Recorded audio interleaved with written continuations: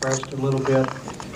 Aside from the Bible that everybody's going to mention, what 3 books in your life had the most influence on your philosophy and the way you live your lives? Mr. Fraijo. Wow, that's a good one. That's a good one. Game of Thrones. Anybody that knows that one, that's a tough one.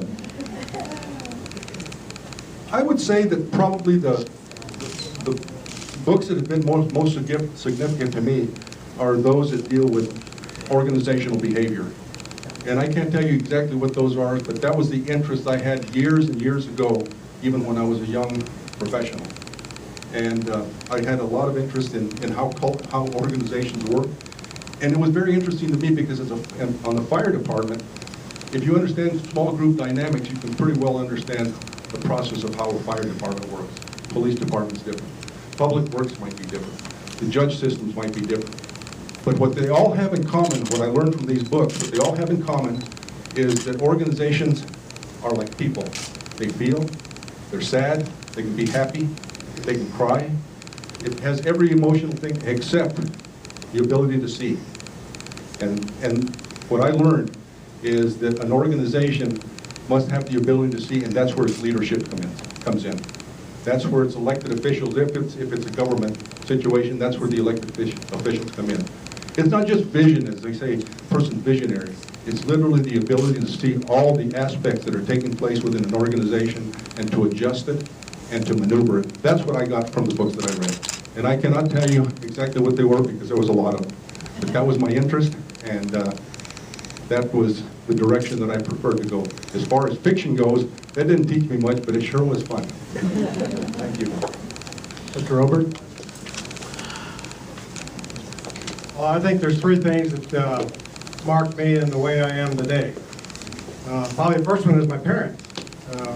My dad was an old cowpuncher here. My mom was an Army nurse, and then she was a nurse up at the VA. And a long time ago, they instilled in me Western values.